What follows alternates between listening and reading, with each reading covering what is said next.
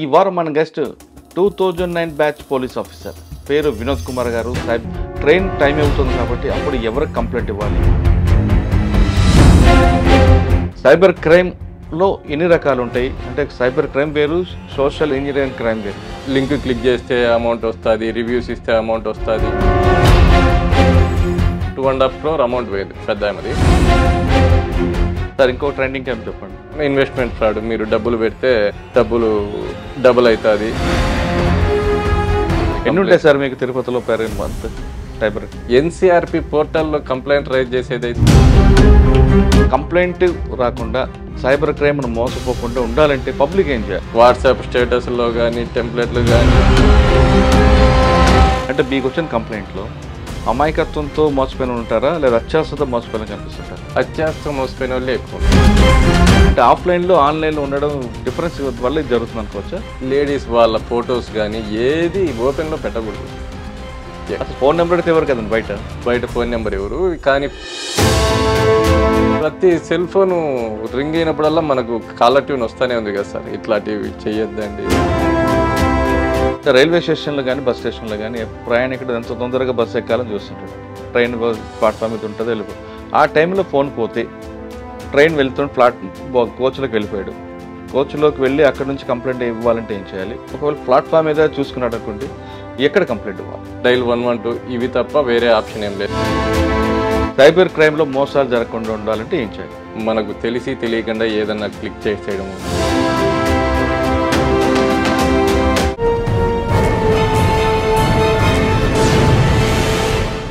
Welcome to crime diaries. ఈ వారం మన గెస్ట్ 2009 బ్యాచ్ పోలీస్ ఆఫీసర్ పేరు వినోద్ కుమార్ గారు, సైబర్ ఇన్స్పెక్టర్ తిరుపతి. తిరుపతిలో సైబర్ క్రైమ్ కంట్రోల్ చేయడానికి ఎలా చేస్తున్నారు, ఇక్కడ ట్రెండింగ్ క్రైమ్ ఏముంది, ఈ విషయాలతో పాటు తిరుపతి అనగానే రైల్వే స్టేషన్, బస్ స్టేషన్ కనిపిస్తుంటాయి. ఇక్కడ దేశవ్యాప్తంగా కాదు ప్రపంచవ్యాప్తంగా చాలామంది భక్తులు వస్తుంటారు. వాళ్ళందరూ ఇక్కడికి వచ్చి వెళ్తున్నప్పుడు కొంతమంది ఎయిర్పోర్ట్లో వెళ్తారు, కొంతమంది ట్రైన్ ఎంచుకుంటారు, కొంతమంది బస్సులో వెళ్తుంటారు. ముఖ్యంగా రైల్వే స్టేషన్, బస్ స్టేషన్లో ఎక్కువగా స్నాచింగ్లు జరుగుతుంటాయి. అవి బ్యాగ్ స్నాచింగ్ కావచ్చు, సెల్ ఫోన్ స్నాచింగ్ కావచ్చు. ఈ రెండు స్నాచింగ్ని అరికట్టడానికి తిరుపతి పోలీసులు ఏ విధంగా ముందడుగు వేస్తున్నారు? అంతేకాకుండా ఒకవేళ స్టేషన్లోకి వెళ్ళి సెల్ ఫోన్ కానీ బ్యాగ్ కానీ పోతే ట్రైన్ టైం అవుతుంది కాబట్టి అప్పుడు ఎవరికి కంప్లైంట్ ఇవ్వాలి, ఒకవేళ ట్రైన్ ఎక్కిన తర్వాత ఎవరికి కంప్లైంట్ ఇవ్వాలి, అటువంటి కంప్లైంట్ని పోలీసులు ఏ విధంగా ట్రేస్ చేస్తారు అనే విషయాల్ని వినోద్ కుమార్ గారు తెలుసుకుందాం. సార్ నమస్తే అండి. వినోద్ కుమార్ గారు 2009. సార్ సైబర్ క్రైమ్ ఫస్ట్ కన్నా ముందు సైబర్ క్రైమ్ అనేది ఇప్పుడు ఆల్రెడీ ట్రెండింగ్ క్రైమ్ నడుస్తుంది కాబట్టి దాంట్లో ట్రెండింగ్లో ఏం జరుగుతుంది, అవి ఎలా జరుగుతుంటాయి, ఎంఓ ఎలా ఉంటుంది, దాన్ని ఎలా బ్రేక్ చేయాలి, ఈ విషయాల కన్నా ముందు దాంతోపాటు తిరుపతి రైల్వే స్టేషన్, తిరుపతిలో వచ్చేవారికి సెల్ ఫోన్ కొట్టేస్తుంటుంది, ఒక గ్యాంగ్ తిరుగుతుంటుంది. ఆ గ్యాంగ్ ఐడెంటిఫై చేయడం కన్నా ప్రయాణికులు ఫోన్ పోతుంది ఒక పక్కన బ్యాగ్ పోతుంది, మరోవైపు ట్రైన్ ప్లాట్ఫామ్ మీద ఉంటుంది. ఈ పీక్ టైంలో పోయినప్పుడు ట్రైన్ ఎక్కి కంప్లైంట్ ఎవరికి ఇవ్వచ్చు, ఒకవేళ స్టేషన్లో కంప్లైంట్ ఇవ్వాలా లేదా పోలీస్ స్టేషన్కి వచ్చి ఇవ్వాలా, ఈ రెండు సబ్జెక్ట్ మీద చెప్పే కానీ ముందు వినోద్ కుమార్ గారి కుటుంబ నేపథ్యం, పోలీస్ యూనిఫామ్ బై ఛాన్సా బై చాయిస్ అండి? పోలీస్ యూనిఫామ్ అనేది నాకు బై ఛాన్సే వచ్చింది, కాకపోతే చాయిస్ ఎప్పటి నుంచో ఉన్నింది నాకు. బేసిక్గా ఏమంటే సార్, మా ఫాదర్ ఆర్ వెంకటరాజు గారు retired sub inspector. Police family, మీరు పోలీస్ ఫ్యామిలీ. మా మదర్ హౌస్ వైఫ్ వెంకటలక్ష్మి, మా బ్రదర్ శ్రీనివాస వరప్రసాద్, ఆయన ఇంటికాడ వ్యవసాయం చేస్తూ ఉంటారు. నాది బీటెక్ అయిపోయేటప్పటికి మా నాన్న రిటైర్డ్ అయినారు. మాకు ఆబ్వియస్లీ మా ఫాదర్ పోలీస్ ఫ్యామిలీ కాబట్టి మేము ఉండేది. అప్పటి నుంచి మాకు యూనిఫామ్ అంటే ఇష్టం సార్.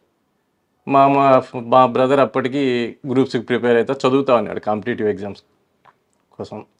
దానివల్ల ఇంకా నాకు బీటెక్ అయిపోతానే ఈ నోటిఫికేషన్ పడ్డము, ఈ యూనిఫామ్ అంటే ఇష్టం ఉండడము, దీనివల్ల ఇంకా ఎగ్జామ్ రాయడం ఇట్లా రావడం జరిగింది. సార్ పోలీస్ ఫ్యామిలీ నుంచి వచ్చారు మీరు, నాన్నగారు ఎప్పుడు టైంకి వస్తారో ఎప్పుడు వెళ్తారో మీకు తెలియదు, పోలీస్ జాబ్ ఉంది 24/7.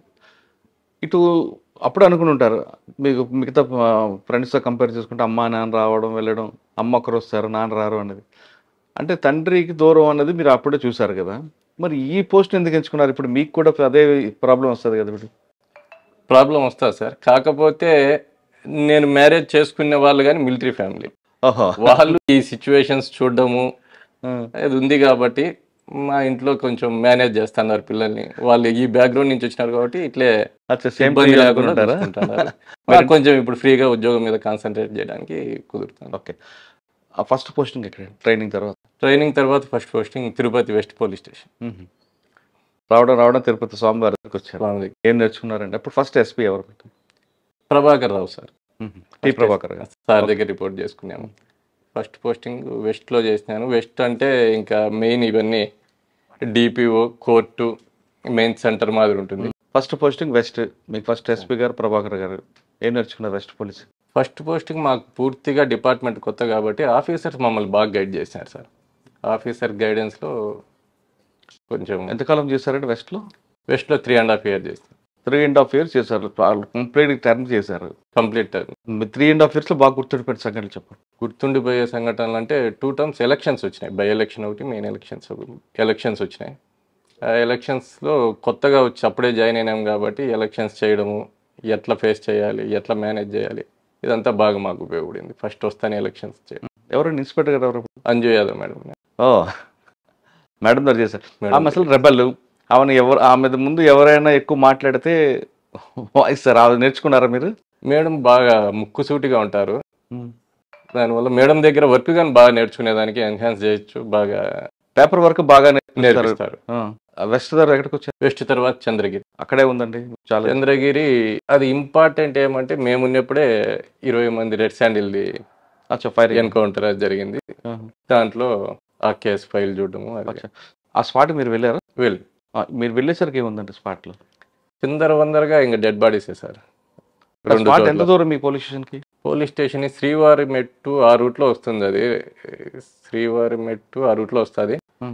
పోలీస్ స్టేషన్ నుంచి 10 kilometers ఉంటుంది. అచ్చా, అంటే అక్కడ వరకు వెహికల్ వెళ్తుందా? వెహికల్ రోడ్డు పైన పెట్టాలి. వెహికల్ నుంచి మళ్ళీ ఒక 3 kilometers 4 kilometers నడుచుకుంటా లోపలికి పోవాల్సి వస్తుంది, అడవి లోపలికి. మీరు వెళ్ళేసరికి ఇక్కడ సీన్ ఎలాగుంది?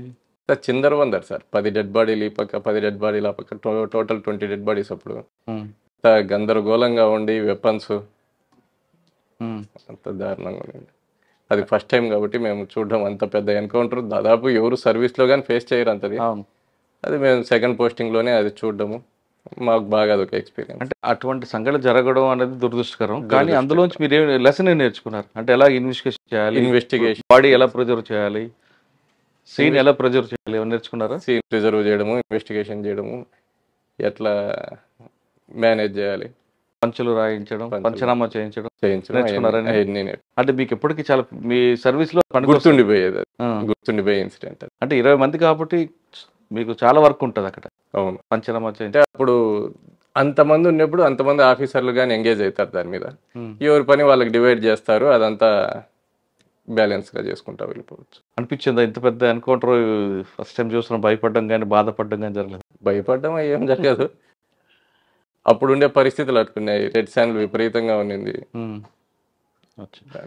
ఓకే, చంద్రగిరి తర్వాత అండి? చంద్రగిరి తర్వాత Tirumala 2 Town police station. Sir, చంద్రగిరిలో ఉన్న టైంలో ప్రతి పోలీస్ ఆఫీసర్కి ఒక కోరిక ఉంటుంది. చంద్రగిరిని కాదు, ఫస్ట్ పోస్టింగ్లోనే బైక్ మీద వెళ్ళాలి, పబ్లిక్లో కనబడాలి, ఆ ఇమేజ్ ఎంజాయ్ చేయాలి ఉంటుంది. మీరు ఏ పోలీస్ స్టేషన్ ఎక్కువ చేశారు? నేను వెస్ట్ పోలీస్ స్టేషన్లో బాగా చేశాను సార్. వెస్ట్ పోలీస్ స్టేషన్లో మంచి ఆఫీసర్ ఉన్నారు మమ్మల్ని గైడ్ చేయడానికి. మమ్మల్ని 24 hours బయటే రోడ్డు పైన తిరగడము, వెహికల్ చెకింగ్లు, ఫైన్లు చేయడము, పబ్లిక్లోకి వెళ్ళిపోవడము, ఎలక్షన్ టైం కాబట్టి రూట్ మార్చులు ఇవన్నీ చేసాం. వెస్ట్ పోలీస్ స్టేషన్లో పూర్తిగా పబ్లిక్ దాంట్లోనే ఉన్నాం. స్టేషన్లో కూర్చొని ఏదో టైం స్పెండ్ చేయకుండా బయటికి వెళ్ళి పబ్లిక్తో రావడం. చంద్రగిరి తర్వాత ఎక్కడన్నారు? చంద్రగిరి తర్వాత తిరుమల 2 Towns. తిరుమల పైన కొండ మీదకి వచ్చారు. అక్కడ ఏం చేసుకున్నారు? స్వామివారికి మంచి పూర్తి డిఫరెంట్ సార్ ఈ వెస్ట్కి, చంద్రగిరికి, తిరుమలకి. తిరుమలలో అంత భక్తుల సేవే ఉంటుంది. వాళ్ళు పోగొట్టుకొని వస్తారు, వాళ్ళు ఏదో మోసపోయి వస్తారు. మనం అక్కడ ర్యాష్గా హార్ష్గా ఉండేదానికి లేదు. కేవలం వాళ్ళని స్వాంతనపరచాం. మన దగ్గరకు వస్తే వాడు ఇంకా ఫీల్ కాకుండా కూల్గా వెళ్ళిపోయేటట్టు వాళ్ళని క్రౌడ్ కంట్రోల్ కానీ, క్రౌడ్ మేనేజ్మెంట్ కానీ కోఆర్డినేట్ చేసుకొని, టీటీడీతో కోఆర్డినేట్ చేసుకొని చేయాల్సి వస్తుంది. వివిధ వింగులు ఉంటాయి అక్కడ, వాళ్ళందరితో కోఆర్డినేట్ చేసుకొని చేయాల్సి వస్తుంది. అచ్చా, మీకు అక్కడ ఎంత కాలం పనిచేస్తారు అక్కడ? అక్కడ 2 years చేసి 2 years చేశారు. 2 yearsలో మీకు బాగా గుర్తుండిపోయిన సంఘటన ఉందా? మెమరబుల్ ఇన్సిడెంట్స్ అంటే అక్కడ శ్రీవారి బ్రహ్మోత్సవాల టైంలో మేము బందోబస్తుకి దాదాపు 3,000-4,000 మెంబర్స్ని పిలుస్తాం మా పోలీస్ వాళ్ళని. క్రౌడ్ కానీ అదేవిధంగా గరుడ సేవ ఆ రోజుల్లో 2 లక్షలు 3 లక్షల మంది వస్తారు. మాకు వచ్చిన స్టాఫ్కి ఏ ఇబ్బందులు లేకుండా వాళ్ళతో ఉద్యోగాలు చేయించుకోవాలా, వాళ్ళకి కావాల్సిన సౌకర్యాలు చూడాలా, వాళ్ళకి అకామిడేషన్ కానీ ఫుడ్ కానీ ఇవన్నీ చూసుకుంటా వీళ్ళని ఆడబెట్టి మేము ఉద్యోగం చేయాల్సి వస్తుంది. అదొకటి అవన్నీ వాళ్ళకి దర్శనాలు అంటే అది సెకండరీ. వీళ్ళతో ఉద్యోగం చేయాలంటే వీళ్ళకి ఫుడ్ కానీ అకామిడేషన్ కానీ కరెక్ట్గా మేము టైంకి పెట్టాలి. వాళ్ళే అంత మందికి చేయడము, టీటీడీని కోఆర్డినేట్ చేసుకొని చేయడము అంతా నాకు బాగా ప్లస్ అయింది సార్. సార్ అదొక్కటే కాకుండా తిరుమలలో ఎక్కువగా ప్రోటోకాల్ డ్యూటీ కూడా ఎక్కువ ఉంటుందండి. ప్రోటోకాల్ డ్యూటీ ఇంక తిరుమల అంటేనే దర్శనాలు కాబట్టి ప్రోటోకాల్ ఆబ్వియస్గా ఉంటాయి సార్. అందులో ప్రెజర్ ఉంటుందండి. ప్రెజర్ అది మా వరకు రాలేదు ఎస్ఐలం కాబట్టి. అప్పుడు ఆ ప్రెజర్ అనేది 1 టౌన్ లో చూస్తారు. మేము 2 టౌన్ లో పనిచేసాను. 1 టౌన్ లో పూర్తిగా ప్రోటోకాల్ ఉంటుంది, అది వాళ్ళు చూస్తారు. ఓకే, తిరుమల తర్వాత అంటే తిరుమల తర్వాత అలిపిరి చేసినాను సార్. అలిపిరిలో ఏముంది మీకు? అలిపిరిలో మీకు ఇన్స్పెక్టర్ ఎవరు? ఇన్స్పెక్టర్ సుబ్బారెడ్డి సార్ అని చెప్పి. రాజశేఖర్ గారు ఉండేవారు కదా సార్? మాకు ముందు ఉన్నారు సార్. అంతకుముందు నేను వెస్ట్ లో పనిచేసేటప్పుడు అలిపిరిలో ఇన్స్పెక్టర్ గా రాజశేఖర్ గారు ఉన్నారు. నేను నా టైంలో సుబ్బారెడ్డి సార్ ఉన్నారు. ల్యాండ్ డిస్ప్యూట్స్ ఎక్కువ, అవుట్స్కట్స్ ఏరియాస్ ఉన్నాయి బాగా, అప్పుడప్పుడే డెవలప్ అయ్యే కాబట్టి బాగా ల్యాండ్ డిస్ప్యూట్స్, దాంట్లో నాలెడ్జ్ ఎట్లా హ్యాండిల్ చేయాలా, డిస్ప్యూట్లో ఇన్వాల్వ్ అయితే ఒక సమస్య వస్తుంది, ఇన్వాల్వ్ కాకపోతే ఒక సమస్య వస్తుంది, ఇన్వాల్వ్ కాకపోతే దాంట్లో పడి కొట్టుకుంటారు, ఇన్వాల్వ్ అయితే ల్యాండ్ డిస్ప్యూట్స్లో ఎందుకు ఎంటర్ అయినారు అనేది ఒక సివిల్ మ్యాటర్, మీరు ఎందుకు అట్లా బ్యాలెన్స్గా ఎట్లా చేయాలి. ప్రతి పోలీస్ స్టేషన్ ఏదో ఒక లెసన్ నేర్చుకుంటూనే ఉంటాము. అలిపిరి తర్వాత అండి? అలిపిరి తర్వాత ఎంఆర్పల్లి సార్. అక్కడే ఉందండి ఎంఆర్పల్లి. కానీ మఠం భూములు, హతిరామ్జీకి సంబంధించిన మఠం భూములు, రోడ్ యాక్సిడెంట్స్, హైవే ఉంది కాబట్టి ఇట్లా అక్కడ. నెక్స్ట్ ఎంఆర్పల్లి తర్వాత ప్రమోషన్ వచ్చింది. ప్రమోషన్ వచ్చిన తర్వాత first posting cyber crime Tirupati. Okay sir, మీరు మీ నాన్నగారి దగ్గర నుంచి వచ్చారు అక్కడ పోలీస్ ఫ్యామిలీ నుంచి. మీ నాన్నగారి టైంలో ట్రెడిషనల్ క్రైమ్ ఉంటుంది. ఒక దొంగతనం జరిగితే ఎవరు చేశాడు వాడు పుట్టు పూర్వతలు సహా వచ్చేస్తుంది.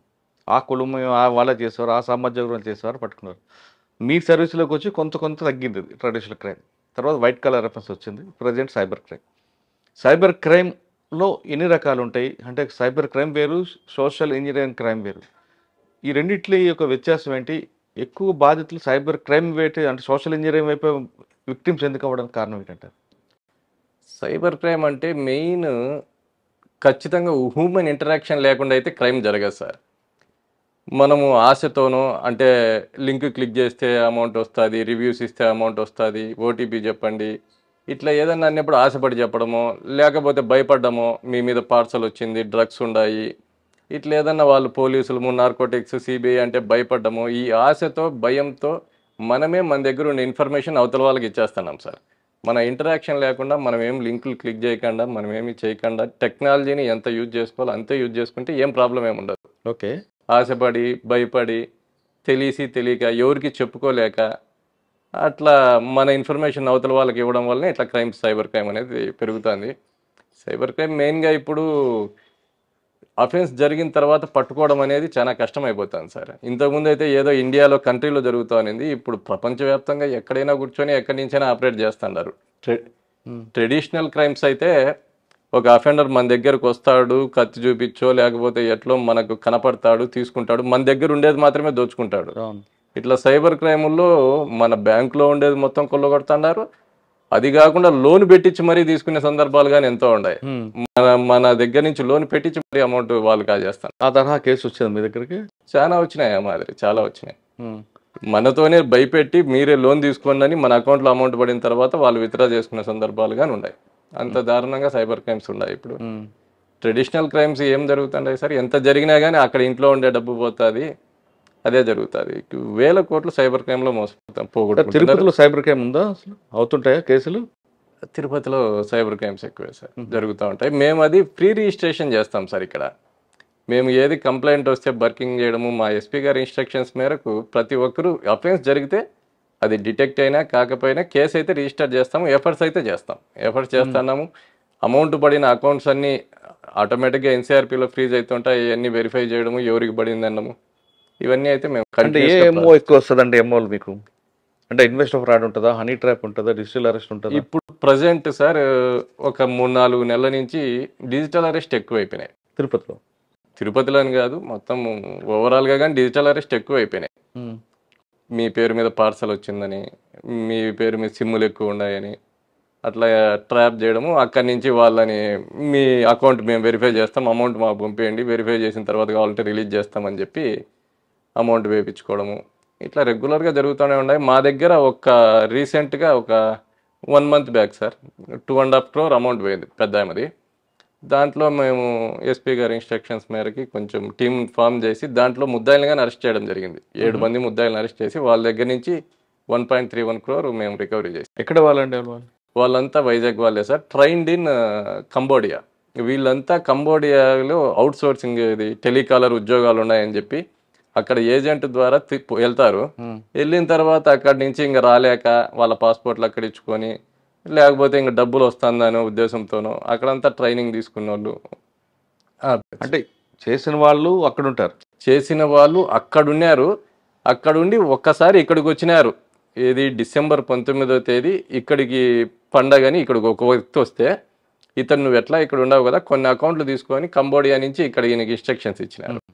ఈయన దగ్గరలో ఉండే వాళ్ళ అకౌంట్లు గ్యాదర్ చేసి అఫెన్స్ అంతా వాళ్ళు చేసి అకౌంట్లలో వేపిస్తే ఇక్కడ ఉండే వ్యక్తి అమౌంట్ తీసుకొని కంబోడియాకి పోయినారు. మళ్ళీ ఈ కొంచెం అమౌంట్ ఎట్లా 2.5 crore వచ్చింది కదా, ఇక్కడ నుంచే మనం మేనేజ్ చేద్దాం, ఇక్కడ నుంచే ఇంకా వర్క్ నేర్చుకున్నాం కదా, ఇక్కడ నుంచే ఆపరేట్ చేద్దాం అనే ఉద్దేశంతో 7 మంది కంబోడియా నుంచి వచ్చినారు. వాళ్ళకి మాకు ఇన్ఫర్మేషన్ వచ్చింది, అటాక్ చేసాము అందరినీ. ఎక్కడ దొరికిందండి? ఫ్రీజ్ అయిన అమౌంట్ వాళ్ళ దగ్గరే దొరికింది. 2.5 crore. ఒక్కొక్కటి 30 లక్షలు. మిగతాది ఖర్చు పెట్టేసుకున్నాం. ఇన్వెస్టిగేషన్ జరుగుతుంది సార్. ఇంకా అది వాళ్ళు ప్రజెంట్ అయితే జైల్లో ఉండారు, కస్టడీకి తీసుకుని మళ్ళీ వాళ్ళని విచారించేది. వెస్ట్ పోలీస్ స్టేషన్లో అది కేసు రిజిస్టర్ చేసినారు. అంటే ఏ తరహా మోసం చేశారా? పెద్ద డిజిటల్ అరెస్ట్. ఆమె వయసు 70 సంవత్సరాలు. ఆమెకు ఫోన్ చేసి వీళ్ళ దగ్గర కాంటాక్ట్స్ ఉంటాయి సార్, అది వాళ్ళు ఓపెన్ సోర్సెస్లో ఎట్లా సేకరించుకుంటున్నారు, కాంటాక్ట్స్ ఉంటాయి విడివిడిగా. ప్రతి కాంటాక్ట్ ఉంటుంది, రిటైర్డ్ ఎంప్లాయీస్ అని, డాక్టర్స్ అని. ఈ కాంటాక్ట్లో ర్యాండమ్గా అందరికీ ఫోన్లు చేస్తూ ఉంటారు. మా దగ్గర జరిగిన ఆమె వయసు అయితే 70 సంవత్సరాలు. ఆమెకు ఫోన్ చేసి మీ పేరు మీద పార్సల్ వచ్చింది, మేము నార్కోటిక్స్ అని చెప్పి. ఆమె ఎట్లా భయపడినారో అర్థం కావడం లేదు. ఇది ఎంత మనం అవేర్నెస్ కల్పిస్తా ఉన్నా చూసినాం సార్. నా దగ్గర వరకు ఎందుకు వస్తుందిలే అనుకున్నాను. నిజంగా సిబిఐ వాళ్ళ మాదిరే ఉండారు, అంత భయపడిచ్చినారు. వీడియో కాల్ చేశారు వాళ్ళకి? వీడియో కాల్ చేసినారు సార్. ఈమె దగ్గర అంత డబ్బులు ఎక్కడ వెండి? 2.5 crore. 2.5 crore అనేది ఆమె మ్యారేజ్ కాలేదు. వాళ్ళ ఫాదర్ 89లో కాంట్రాక్టరు. ఆ అమౌంట్ అట్లే బ్యాంకులో వేసుకుని అట్లే జనరేట్ చేసుకుంటూ వస్తున్నారు అంతే. బ్యాంకులో విత్డ్రా చేయించి వీళ్ళ అకౌంట్లో వేసుకున్నారు. బ్యాంకులో విత్డ్రా చేసి అకౌంట్లో వేసుకున్నారు. సార్ బ్యాంక్ వాళ్ళు కూడా ఇప్పుడు ఇంతకాలం మేనేజ్ చేస్తుంది ఆవిడ 2.5 crore చాలా లాంగ్ టైం చెప్తున్నారు. అంత అమౌంట్ ఒకేసారి విత్డ్రా చేస్తున్నారు, వాళ్ళకి ఎందుకు డౌట్ రాలేదు? అదే సార్, బ్యాంక్ వాళ్ళు కొంచెం ఈ విషయంలో కరెక్ట్గా అలర్ట్గా ఉండాలి. ఎక్కువ విత్డ్రాలు జరుగుతూ ఉన్నాయి, ఎక్కువ పంపిస్తా ఉన్నాయి. ఒకసారి వాళ్ళ క్వశ్చన్ చేయడం, అందరికీ ఇన్స్ట్రక్షన్స్ అయితే పంపిస్తానే ఉన్నాము. ఉన్నట్టుండి అకౌంట్ ఓపెన్ చేస్తేనే మరుసటి రోజు లక్షల అమౌంట్ పట్టము, మరుసటి రోజు అకౌంట్ ఫ్రీజ్ కావడం, ఇట్లాంటి జరిగినప్పుడు కొంచెం కేర్ఫుల్గా ఉంటే సరిపోతుంది. వాళ్ళ నోటీసులు ఉంటుంది కదండి. ఇప్పుడు అమ్మాయి ఎప్పుడు తీరిన డబ్బులు ఆమె ఒకేసారి కోర్టులు తీసుకుంటే ఖచ్చితంగా ఉంటుంది. అంటే ఆమె ఒకే రోజు తీయలేదు, 10 రోజులు. సరే 15 days అయినా ఆమెకి క్వశ్చన్ చేస్తుంటే విషయం బయటకు వచ్చిండు. ఆమె ఎవరికి చెప్పుకోలేదు, ఒకటే ఉంది కాబట్టి ఎవరికి చెప్పుకోకుండా భయపడిపోయి ఏదో జరుగుతుంది అనుకుని. అది మళ్ళీ మేము అమౌంట్ వెరిఫై చేసిన తర్వాత మళ్ళీ మీకు రీఫండ్ చేస్తాం, మేము పోలీసులు, మేము ఎక్కడికి పోతాము, మళ్ళీ మీకు రీఫండ్ చేస్తామని చెప్పి వాళ్ళు ఆ మాదిరి చేసినారు. సార్ ఇంకో ట్రెండింగ్ టైం చెప్పండి. Investment fraud. డిజిటల్ అరెస్ట్ కాకుండా ఇన్వెస్ట్మెంట్ ఫ్రాడ్. మీరు డబ్బులు పెడితే డబ్బులు డబుల్ అవుతుంది, ట్రేడింగ్ చేయండి. ట్రేడింగ్ యాప్ అది చూడడానికి కరెక్ట్ యాప్ మాదిరే ఉంటుంది, ఒక చిన్న ఒక వర్డ్ అట్లా తప్పు ఉంటుంది. అది ఇన్వెస్ట్ చేస్తూ ఉంటే వ్యాలెట్లో ఏమో అమౌంట్ చూపిస్తూనే ఉంటుంది. లాస్ట్కి వచ్చేటప్పటికి విత్డ్రా చేసుకుందామని చూసుకునేటప్పటికి ఏమీ రాదు. అటువంటి కేసులు వచ్చాయి మీకు? వచ్చినాయి. ఎంత పోయిందండి దాంట్లో? సుమారుగా బాగా 50 లక్షలు 60 లక్షలు పోగొట్టుకునే వాళ్ళు అయితే చాలా మంది ఉంటారు సార్. డబ్బులు కనపడుతున్నాయని చెప్పి పెట్టేస్తూ ఉంటారు, లాస్ట్కి చూస్తే. ఈ మోస్ట్లీ ఇట్లా ఇన్వెస్ట్మెంట్ ఫ్రాడ్లలో అయితే డాక్టర్లు బాగా చదువుకునే వాళ్ళే మోసపోతున్నారు. కానీ అందులో రికవరీ ఎక్కడ అవుతుందండి? రికవరీ పర్సెంట్ అనేది సైబర్ క్రైమ్లో తక్కువ సార్. అలర్ట్గా ఉండాలా, చేసుకోవాలి, కానీ రికవరీ అనేది తక్కువ. అకౌంట్లు అయితే ఫ్రీజ్ అవుతాయి, అకౌంట్స్ ఫ్రీజ్ చేపిస్తాం. అకౌంట్స్ ఫ్రీజ్ అయినా కానీ కోర్టుకు కొన్ని సందర్భాల్లో ఆర్డర్ ఇవ్వడం లేట్ అవ్వడం, అదేనండి కొంచెం లీగల్ ఆస్పెక్ట్స్ కొంచెం కష్టం అవుతుంది సార్. ఇప్పుడు అందులో ఏదో కేసు రికవరీ చేశారా?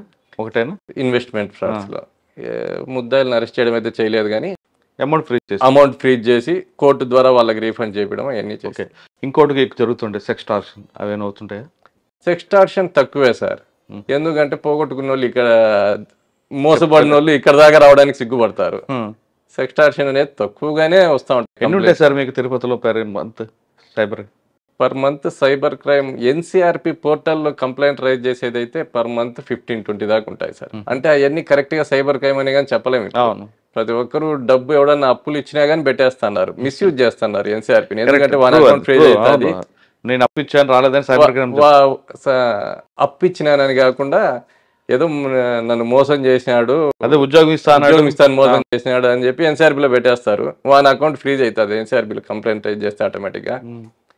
ఇంకా దానికోసం అని చెప్పి ఇట్లా మిస్యూజ్ చేసే కంప్లైంట్ గా మీ దగ్గరకు వచ్చి వెరిఫై చేస్తే ఇది చీటింగ్ గా కాదని మీకు తెలుస్తుంది. మాకు తెలుస్తుంది.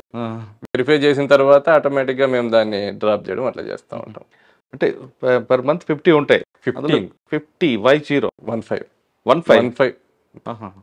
కానీ మీరు స్క్రూటినీ చేసిన తర్వాత అది కొంచెం తగ్గుతూ వస్తాయి. జెన్యూన్ కంప్లైంట్లు కొన్ని ఉంటాయి. ఓకే.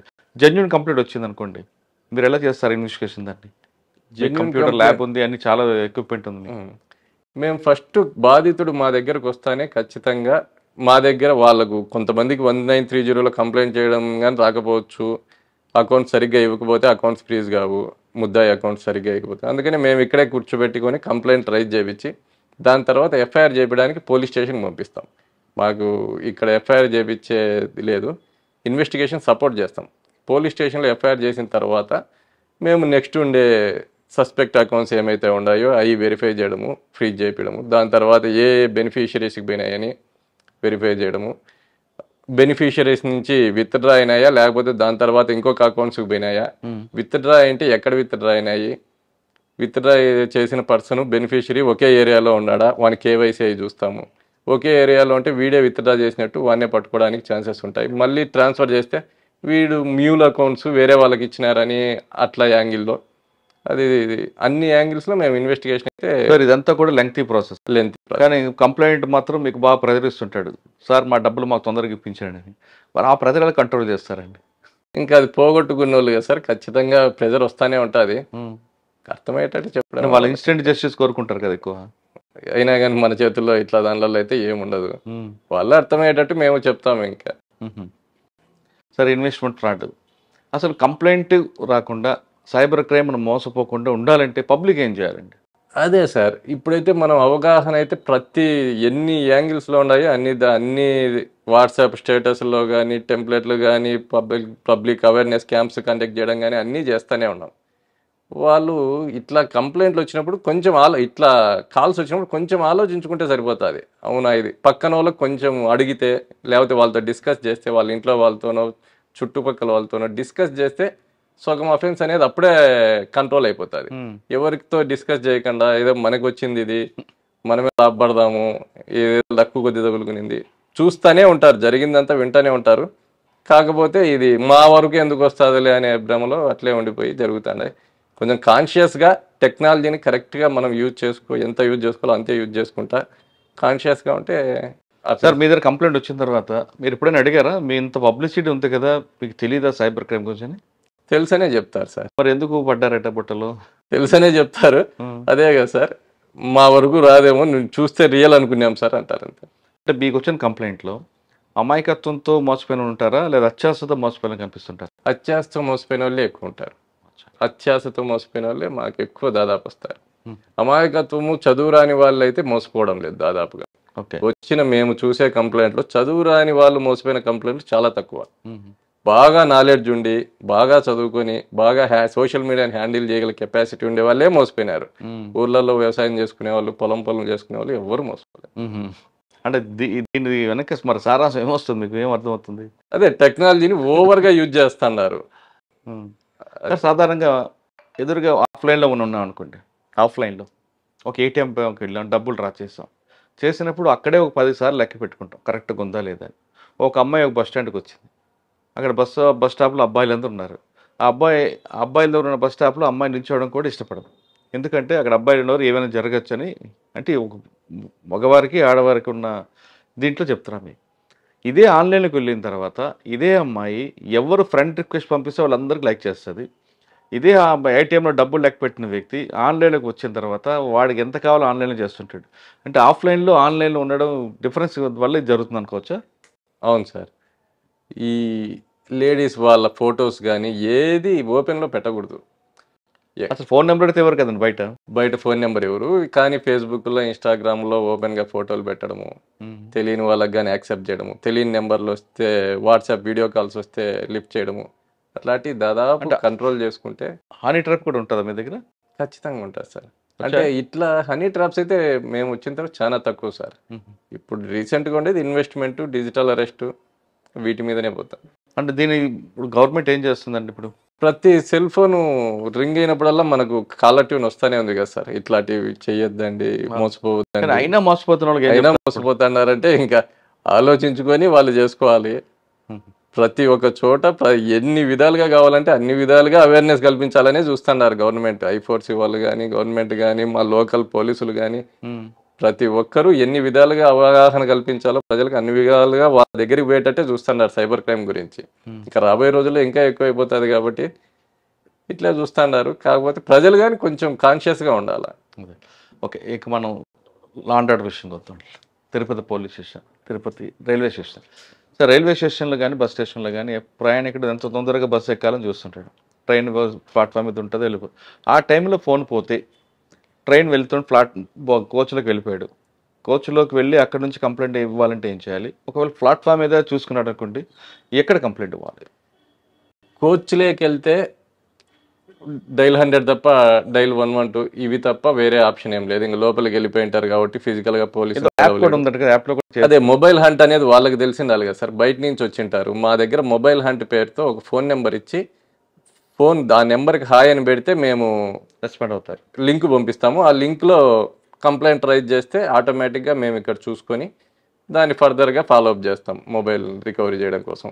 వాళ్ళకి అది కానీ ఆ విషయం తెలిసింటే ఇబ్బంది లేదు, మొబైల్ హంట్లో కంప్లైంట్ రైజ్ చేయొచ్చు.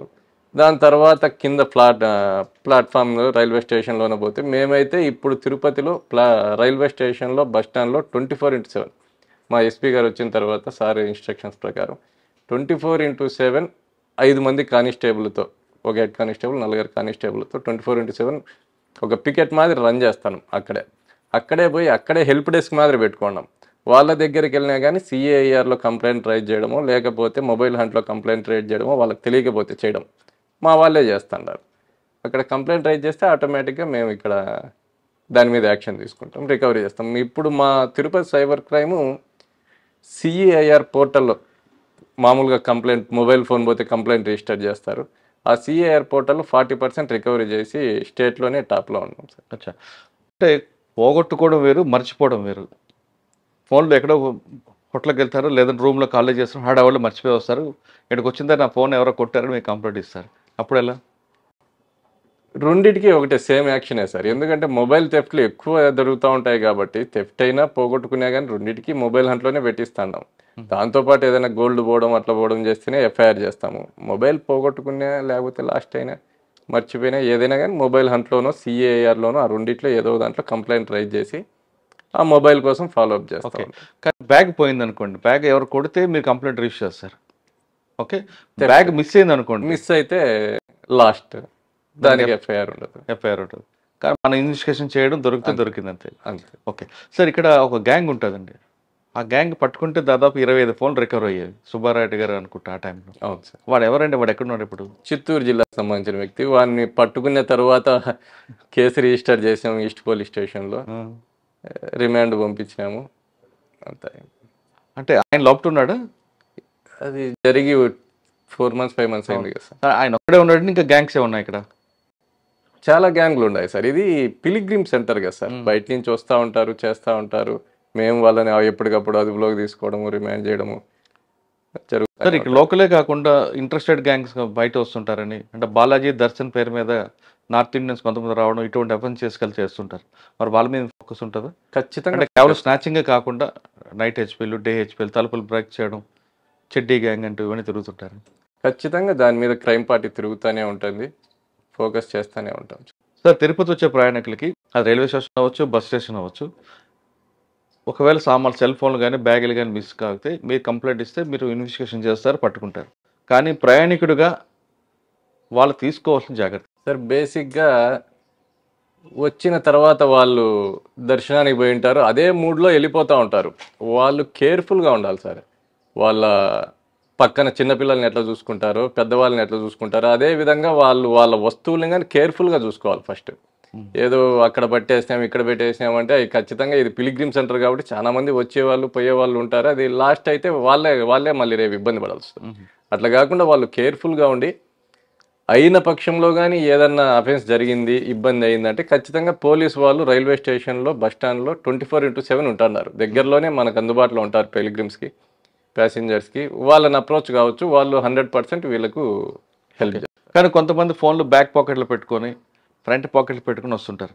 అటెన్షన్ డైవర్షన్ గ్యాంగ్ ఒకటి ఉంటుంది రైల్వే. ఉంటారు సార్ ఖచ్చితంగా. మరి వాళ్ళకి అటువంటి ఫోన్లు బ్యాక్ పాకెట్ పెట్టుకోమంటారా, ఎక్కడ పెట్టుకోమని చెప్తారు వాళ్ళు? ఎక్కడ పెట్టుకున్నా కేర్ఫుల్గా పెట్టుకోవాలి sir. Back packet front packet అని కాదు, వాడు పెట్టుకునేప్పుడు కేర్ఫుల్గా ఉండాలి. వాళ్ళ కంట్రోల్లో ఉండేటట్టు చూసుకోవాలి. ఎక్కడ పెట్టుకునే వాళ్ళ కంట్రోల్లో. బ్యాక్ ప్యాకెట్ పెట్టుకుంటే కొట్టేయడం చాలా ఈజీ అవుతుంది. ఫ్రంట్ ప్యాకెట్లో పెట్టుకునే కానీ అట్లా కొంచెం అటెన్షన్ డైవర్షన్ చేసి రైట్ సైడ్ అట్లా అనేసి లెఫ్ట్ సైడ్ లేపేయడం అట్లుంటాయి. అట్లా కాకుండా వాళ్ళ కంట్రోల్లో ఉండాలి. వాళ్ళ వస్తువులన్నీ వాళ్ళ కంట్రోల్లో ఉండేటట్టు జాగ్రత్తగా పెట్టుకోవాలి. తిరుపతిలో ఉన్న ప్రజలకి దొంగతనాలు కానీ నష్టం కానీ జరగకుండా ఉంటే ఎలాంటి జాగ్రత్త తీసుకోవాలి? అంటే చాలామంది లాకర్లో పెట్టామనుకొని తాళాలు కూడా పక్కన పెడతారు, విలువైన వస్తువులు. బయటకు వస్తున్నప్పుడు కూడా అంత ఎక్స్పోజ్ అవ్వాలని గోల్డ్ అంతా తీసుకొని వస్తారు. లేదా ట్రైన్లో వెళ్తున్న వాళ్ళు ఏదో వాడిచ్చాడని వీడిచ్చాడని తిని వెళ్ళిపోవడం, కిటికీల దగ్గర పడుకోవడం, ఇది ఒకటి జరుగుతుంది. ముఖ్యంగా చెప్పాలంటే వీరు ఇంత చెప్తున్నట్టుగా సైబర్ క్రైమ్లో మోసాలు జరగకుండా ఉండాలంటే ఏం చేయాలి? డిజిటల్ దీంట్లో కొంచెం అలర్ట్గా ఉండాలి సార్. మనకు తెలిసి తెలియకుండా ఏదన్నా క్లిక్ చేసేయడము, మన ఇన్ఫర్మేషన్ తెలియని వాళ్ళతో పంచుకోవడము, ఇటువంటివి చేయకుండా అలర్ట్గా ఉండాలి. మనకు తెలిసిన వాళ్ళతోనే ఏదైనా షేర్ చేసుకోవాలి. తెలియని వాట్సాప్ లింకులు కానీ తెలియని వాళ్ళు ఎవరన్నా హాయిలు పెట్టినా మెసేజ్లు పెట్టినా దానికి రియాక్ట్ కాకుండా ఉండాలి. తర్వాత వాళ్ళకి ఏదన్నా ఇబ్బంది అనిపిస్తే వెంటనే 1930 కాల్ చేయడం కానీ, లేదంటే సైబర్ క్రైమ్ ఆఫీస్కి రావడం కానీ, లేదంటే దగ్గరలో ఉండే పోలీస్ స్టేషన్ అప్రోచ్ కావడం కానీ చేయాలి. వెంటనే వస్తే మేము ఏదన్నా అకౌంట్స్ ఫ్రీజ్ చేయడానికి పాసిబిలిటీ ఉంటుంది. ఎక్కువ రోజులు అయిపోతే అది కానీ పాసిబిలిటీ ఉండదు. సైబర్ క్రైమ్లో మెయిన్గా ఈ గోల్డెన్ ఎవర్ అనేది ఇంపార్టెంట్. అమౌంట్ ఒక్కసారి చేయి దాటిపోయిందంటే దాన్ని రికవర్ చేసేయడం చాలా కష్టం. కాబట్టి అమౌంట్ పోకుండా ఉండాలి. తొందరగా వచ్చి కంప్లైంట్ రైజ్ చేయాల్సి ఉంటుంది. కాన్షియస్గా ఉండాలి సార్. ఏదైనా కానీ ముందు మనం ఏదైనా ఒక పని చేస్తున్నామంటే అది ఎక్కడి వరకు దారి తీస్తుంది అనేది వాళ్ళకి నాలెడ్జ్ ఉండాలి. డిజిటల్గా కొంచెం ఎంత యూజ్ చేయాలో మనం అంతే యూజ్ చేసుకుంటా చేస్తే బాగుంటుంది. ఓకే, మీరు సైబర్ క్రైమ్ బాధితులు కాకుండా ఉండాలంటే ఆన్లైన్కి ఆఫ్లైన్కి తేడా తెలుసుకున్నట్టున్నారు ఇన్స్పెక్టర్ గారు. బయట తెలియని వ్యక్తితో మనం మాట్లాడేటప్పుడు నేరుగా ఎదురుగా ఉన్నప్పుడు ఎంత జాగ్రత్తగా మాట్లాడతాం, ఎన్ని విషయాలు అంత షేర్ చేసుకోవాలనే విషయాలు చేస్తాం. కానీ అదే ఆన్లైన్లో వచ్చేసరికి మనకు తెలియకుండానే మనం అందరికీ కూడా ఫ్రెండ్ రిక్వెస్ట్ పంపిస్తాం. తెలియని వ్యక్తి ఫ్రెండ్ రిక్వెస్ట్ పంపిస్తే ఓకే చేస్తుంటాం. ఇవన్నీ జరుగుతున్నాయి కాబట్టి ఈ నష్టాలు జరుగుతున్నాయి. ఆఫ్లైన్లో ఎంత అలర్ట్ ఉంటారో ఆన్లైన్లో అంతకన్నా అలర్ట్ ఉంటే సైబర్ క్రిమినల్స్ మనల్ని ఏమీ చేయలేరని చెప్తున్నారు. ఒకవేళ అప్పటికి కూడా జరిగితే వెంటనే 1930 చేయండి. అది కూడా గంటలోపు చేస్తే మీ పోయిన డబ్బులు కొంతవరకే రికవర్ అవుతాయి. కానీ ఎప్పుడో తర్వాత చేస్తే మాత్రం కొంచెం ఇబ్బంది పడే అవకాశం ఉంటుందంటే చెప్తున్నారు. అసలు ఏ ఇబ్బంది లేకుండా ఉండాలంటే మనకు తెలియని వ్యక్తులు ఫోన్ చేస్తే మాట్లాడకపోవడం అన్నది ఉత్తమం అంటూ చెప్తున్నారు. డిజిటల్ మీడియాలో ఎంత కేర్ఫుల్గా ఉంటే అంత బెస్ట్ అంటూ ఇన్స్పెక్టర్ గారు చెప్తున్నారు. వినోద్ కుమార్ గారితో ఎక్స్క్లూజివ్ ఇంటర్వ్యూ. వచ్చే వారం మరో గెస్ట్తో మళ్ళీ కలుద్దాం. అంతవరకు నమస్తే. Thank you.